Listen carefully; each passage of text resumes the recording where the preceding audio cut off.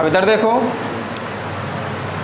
सबसे पहले तो आपको ये समझना है कि जैसे लिमिट h टेंस टू 0 और h की power m, limit h tends to 0 h की पावर m, यहाँ पर यदि m पॉजिटिव है, m कैसा है, पॉजिटिव है, पॉजिटिव नंबर है, कैसा नंबर है, पॉजिटिव नंबर है, तो फिर limit h tends to 0 h की पावर m का मान क्या होगा, 0 होगा। पॉजिटिव नंबर यानी जैसे मैंने ले लिया m equal to 2, m equal to कितना ले लिया, 2 ले लिया, तो फिर यहाँ पे कितना बनेगा, h² बनेगा, h² बनेगा ना। अब इसमें आप लिमिट लगाएं h टेंस टू 0 तो मान कितना हो जाएगा, 0 हो जाएगा ना। और सेकंड कंडीशन है इसकी, यदि m नेगेटिव हो, m क्या हो, एक नेगेटिव नंबर हो, कैसा नंबर हो, नेगेटिव नंबर, ऋणात्मक, जैसे आपने ले लिया m इक्वल टू -2 ले लिया, तो उस स्थिति में लिमिट h टेंस टू 0, जैसे m का मान -2 लिया है तो h की पावर -2 आएगा ना। और ये limit h tends to 0 1/h² बनेगा, 1/h² बनेगा। और इस कंडीशन में यदि आप लिमिट लगाते हैं तो इसका मान क्या प्राप्त होगा, आपको इन्फिनिटी प्राप्त होगा ना। जबकि अवकलनीयता और संततता की बात करेंगे तो हम इस इन्फिनिटी से बचते हैं, क्योंकि हमें परिमित मान चाहिए, क्या चाहिए, कोई भी फलन तभी अवकलनीय होता है जब बायां अवकलज और दायां अवकलज परिमित रूप से विद्यमान हो। किस रूप से, परिमित रूप से विद्यमान हो और बराबर हो, परिमित रूप से विद्यमान हो और बराबर हो, इसलिए हमें परिमित मान प्राप्त करना है। तो ये दोनों कंडीशन आप ध्यान रखेंगे, ठीक है ना, ये दोनों कंडीशन ध्यान रखेंगे कि h का मान, m का मान हमें कैसे भी करके क्या बनाना है, पॉजिटिव बनाना है, तभी आपको क्या है, 0 प्राप्त होगी। और 0 कैसा नंबर है, परिमित नंबर है, फाइनाइट नंबर है ना, इनफाइनाइट थोड़ी ही है, तो इसलिए m को पॉजिटिव बनाना है, ये बात आपको ध्यान रखनी है, इसको हम इसमें यूज करेंगे क्वेश्चन में।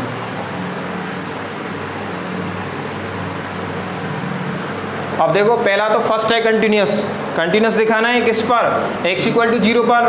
कंटिन्यूटी क्या होती है, बाईं सीमा बराबर दाईं सीमा बराबर फलन का मान। तो सबसे पहले x इक्वल टू 0 पर फलन का मान प्राप्त करेंगे, ठीक है ना। x इक्वल टू 0 पर संततता की जांच या परीक्षण, ठीक है ना, बात एक ही है। तो x इक्वल टू 0 पर फलन का मान, x इक्वल टू 0 पर फलन का मान f0, चाहे f0 को इधर लिख लेते नीचे, f0 is equal to, x equal to 0 पर फलन का मान कितना है, 0, तो 0 लिख दो। x इक्वल टू 0 पर बाईं सीमा लिमिट, चाहे ऐसे लिखो, बाईं सीमा f0 minus 0 is equal to limit h tends to 0 f0 minus h by the definition of left hand limit.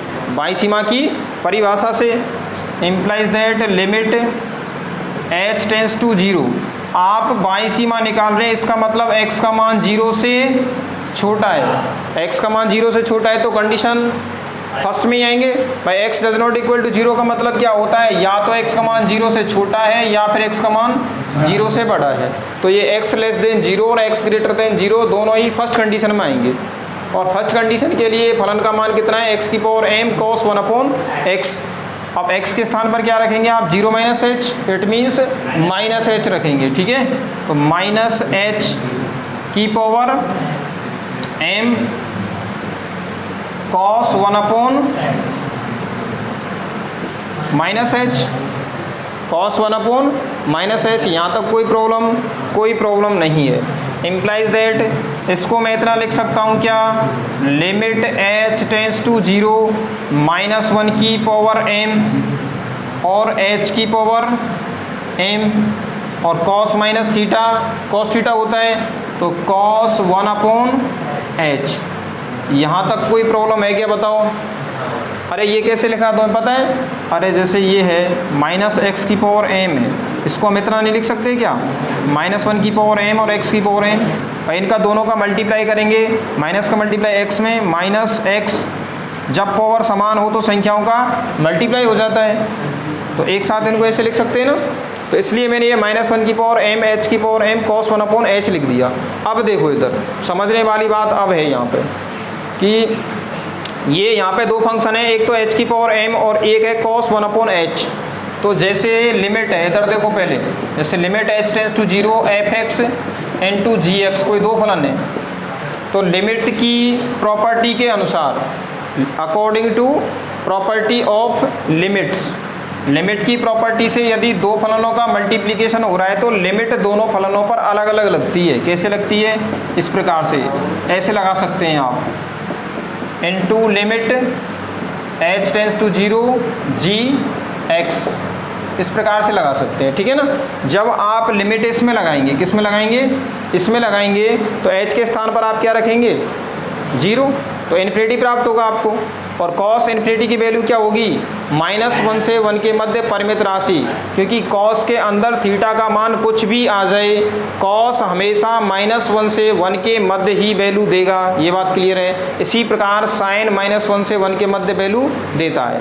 तो आप यहाँ से ये बात क्लियर है कि h टेंड्स टू 0 पर cos 1/h की वैल्यू -1 से 1 के मध्य परिमित राशि आएगी, ये बात क्लियर है।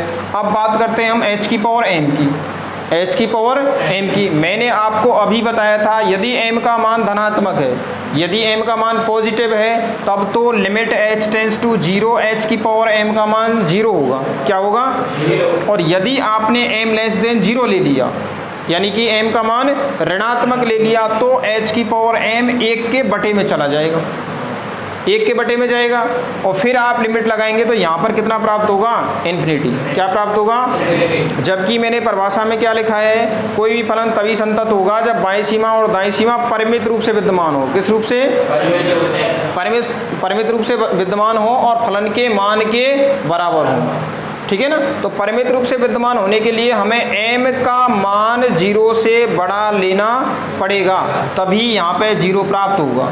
और 0 का मल्टीप्लाई जब आप -1 से 1 के मध्य परिमित राशि से करेंगे तो 0 ही मिलेगा। भाई किसी परिमित राशि में 0 का मल्टीप्लाई करते हैं तो 0 मिलता है ना, तो ये बात क्लियर है। तो इसका मान 0 कब प्राप्त हो सकता है, जब आप m का मान ग्रेटर देन 0 लें, m का मान पॉजिटिव लें, कहने का मतलब, ठीक है ना।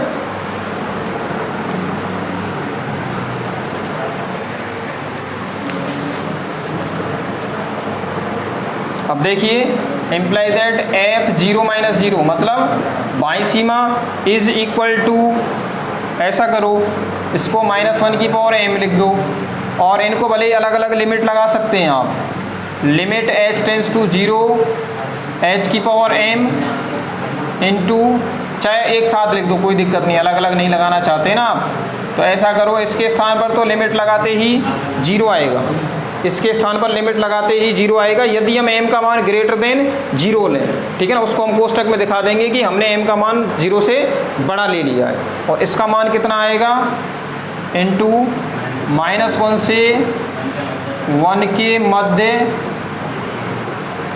परिमित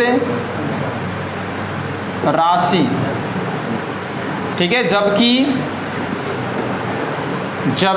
m ग्रेटर देन 0 है, जबकि m का मान आपने क्या लिया है, 0 से बड़ा लिया है। भाई 0 से यदि छोटा ले लेते तब ये क्या बन जाता, इन्फिनिटी बन जाता, और इन्फिनिटी बन जाता तो फिर फलन कंटिन्यूअस नहीं होता, ठीक है ना। इम्प्लाइज दैट f 0 - 0 की वैल्यू कितनी प्राप्त हो गई, ओवरऑल, जब 0 का मल्टीप्लाई करेंगे सभी में तो ओवरऑल क्या प्राप्त हो जाएगा, 0। इसका मतलब बाईं सीमा कितनी आ गई, 0 आ गई। अब हम दाईं सीमा निकालेंगे, x = 0 पर दाईं सीमा,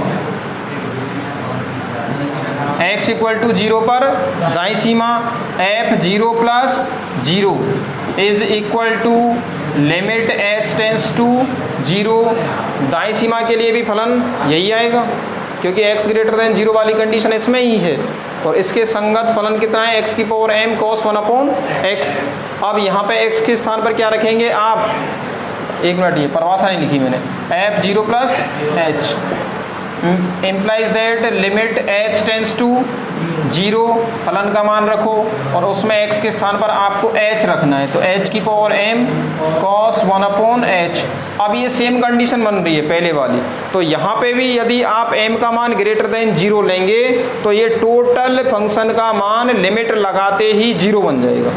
ठीक है ना, तो यहाँ तक आप लिखो, स्पेस नहीं बचा है तो मैं यहाँ लिखूँगा।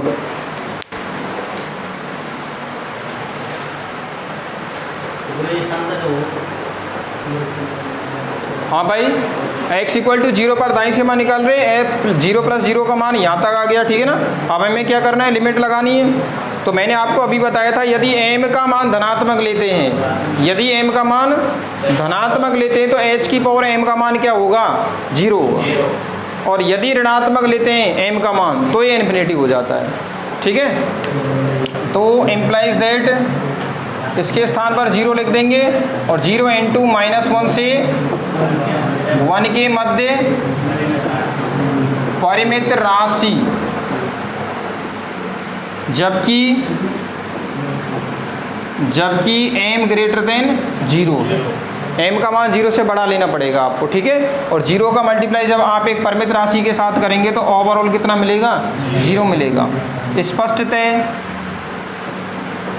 f0 - 0 बराबर f0 + 0 बराबर f0, क्योंकि बाईं सीमा कितनी आई थी, 0, दाईं सीमा कितनी आ गई, 0, और फलन का मान 0 पर कितना आया था, 0 आया था। इम्प्लाइज दैट x = 0 पर फलन संतत है। तो ये हो गया आपका फर्स्ट क्वेश्चन। अब हम सेकंड क्वेश्चन को करेंगे, तो यहाँ तक लिखिए। ठीक है ना,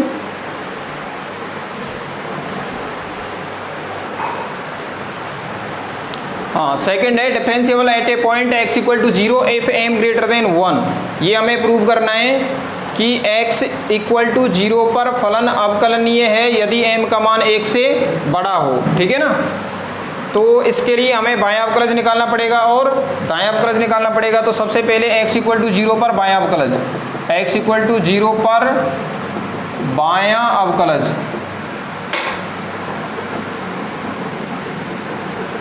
f' 0 - 0 is equal to limit h tends to 0 f0 - h minus f0/-h by the definition of left hand derivative. ठीक है ना, लेफ्ट हैंड डेरिवेटिव की डेफिनेशन से आया है, ये आपको पता है।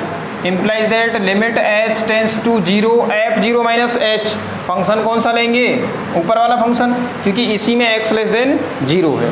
ठीक है ना, अब इसमें ये बताओ x के स्थान पर क्या रखेंगे, -h रखेंगे, तो -h की power m cos -1/h minus f0, और f0 की वैल्यू कितनी आएगी बताओ, x = 0 पर फलन का मान 0 है, अपॉन -h, यहाँ तक कोई प्रॉब्लम नहीं।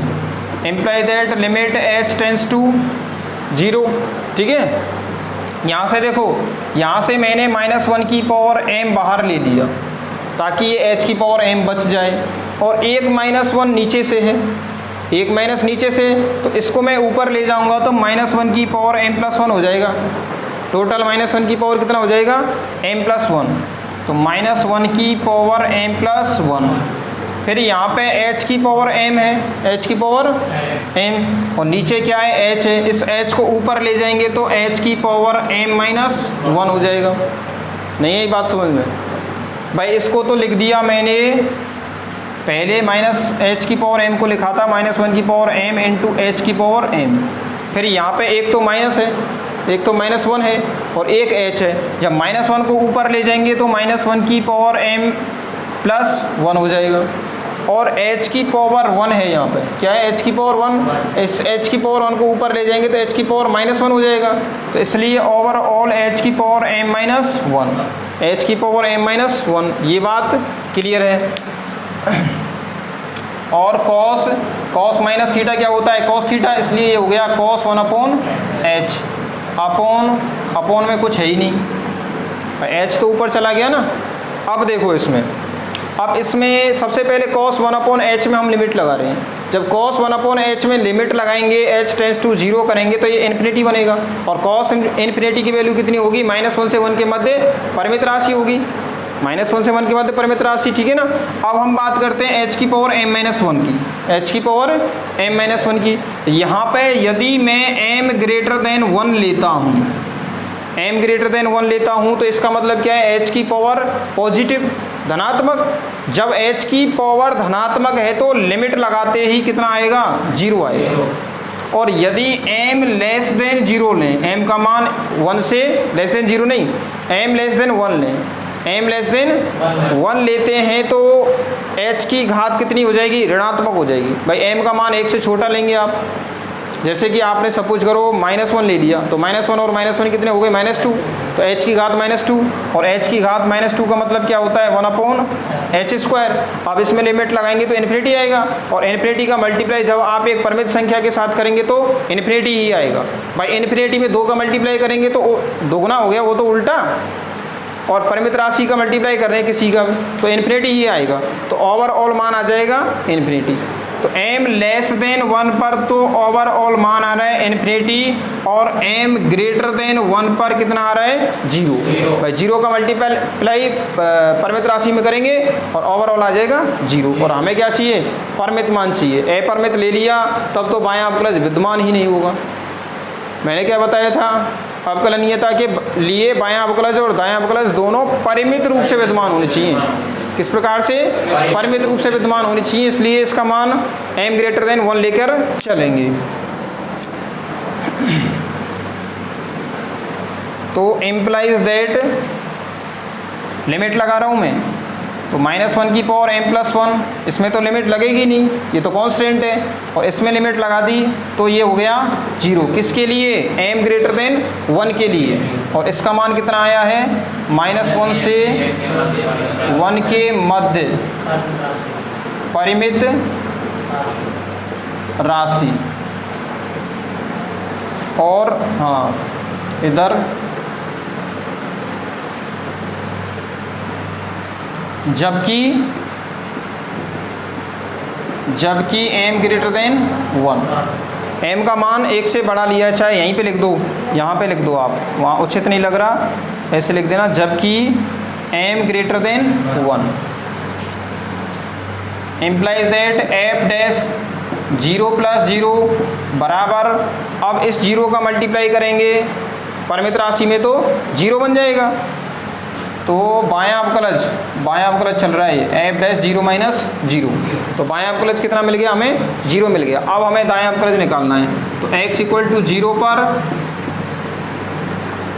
दायां अवकलज, x = 0 पर दायां अवकलज f dash 0+ is equal to limit h tends to 0 f 0+ minus upon h, ठीक है ना। इसके लिए फलन का मान क्या होगा, f(x) = x की पावर m cos 1/x, ठीक है, और x के स्थान पर क्या रखेंगे, h रखेंगे, तो limit h tends to 0 h की power m cos 1/h minus f(0) का मान कितना है, 0 upon h, implies that limit h tends to 0। अब यहाँ पे माइनस नहीं है इसलिए इसको अलग करने की ज़रूरत नहीं है, इससे पहले अलग किया था ना। तो h की पावर m है, इस h को ऊपर ले जाएं तो h की पावर कितना बन जाएगा, m-1, ठीक है, और cos 1/h। अब इसमें लिमिट लगाएंगे तो ये तो -1 से 1 के मध्य परिमित राशि प्राप्त हो जाएगी, और इसमें लिमिट लगाएं, यदि हम m का मान 1 से छोटा ले लें तब तो ये इन्फिनिटी बन जाएगा, और यदि m का मान 1 से बड़ा लें यानी कि धनात्मक, ठीक है ना, तो ये क्या बन जाएगा, 0 बन जाएगा। और हमें क्या है, परिमित राशि प्राप्त करनी है, इसलिए हम m का मान 1 से बड़ा लेंगे, तो इम्प्लाइज दैट इसके स्थान पर ओवरऑल कितना आ जाएगा, 0, और इसके स्थान पर -1 से 1 के मध्य परिमित राशि, जबकि m ग्रेटर देन 1, m का मान 1 से बड़ा है। तो यहाँ तक लिखिए, यहाँ तक लिखो। अब ओवरऑल दाएं अवकलज का मान कितना प्राप्त हो जाएगा, जीरो। भाई जीरो का मल्टीप्लाई जब इस संख्या में करेंगे, आप परिमित राशि में करेंगे तो ये जीरो बन जाएगा। तो बायां अवकलज कितना प्राप्त हुआ था हमें? जीरो। और दायां अवकलज कितना प्राप्त हो गया? जीरो। तो बायां अवकलज बराबर दायां अवकलज, तो फलन अवकलनीय। अब देखो भाई दाएं अवकलज का मान जीरो इंटू एक परिमित राशि है, तो जब जीरो का मल्टीप्लाई एक परिमित राशि में करेंगे तो कितना मिलेगा हमें? जीरो ही मिलेगा। तो F dash zero plus zero is equal to zero, जबकि एम ग्रेटर देन वन। स्पष्टतः F dash zero minus zero बराबर F dash zero plus zero, जबकि कंडीशन आपको लगानी पड़ेगी साथ में, जबकि एम ग्रेटर देन वन। अतः x इक्वल टू जीरो पर दिया गया फलन अवकलनीय है।